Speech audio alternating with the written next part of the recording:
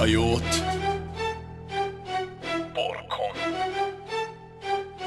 درفت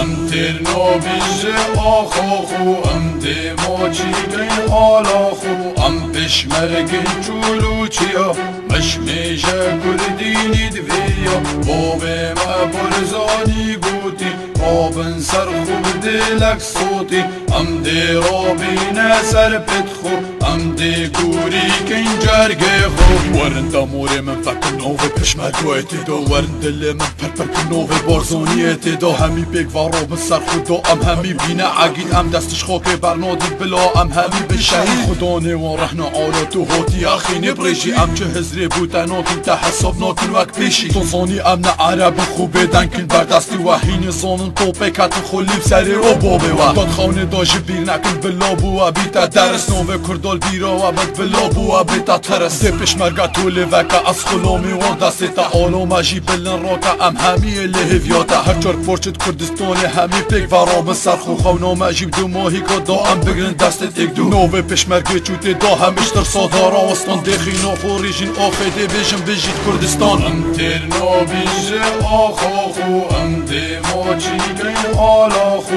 ام پشمرگه چولوچیا مشمیشه کردینی دویا بابه ما برزانی گوتی آبن سر خوب دلک صوتی ام دی رابین سر پتخو ام دی گوری کن جرگه خو او دور شیرا رابط باش بزانه او جی شیره تو جیب دور وان سارا بکاتا چیشه چکر گیره اکو بکوی بغدادی همیش قصدی جاتت راوی امیم کو پولاد اینه تا تو جیب تا بابایت رفی بابه تصدون شیا قل برسنگی ما بگریدن او پیش مرگل برسنگی وادی و باب فدرینیدن بابه ما بارزانی گوتیان کردستان یان جینمان امشیده بود دستین خون باب چپلک آخی ندینوان ام پیش مرگل کرین تنیا امشیده واجی تبین باب همی پرافا خوناگه هن ماهینده کی وچن صد باب ام هزرب اگشوانان این ما کردستان خینه راگر بیلا و بحلت ایدن ما افت و لاغ و وگر بزر بارزانی پیش مرگل و همی بساقی بناخ گر خوش بوده ابو بکرنی ما فرمان و راگر افتر فتو بون ما چه رو نزیگه دیبینه دولت اول مزگین یا خیری اگر رو به سر بد خملت ام تیر نابیجه آخاخو ام دی ماچی گین آلاخو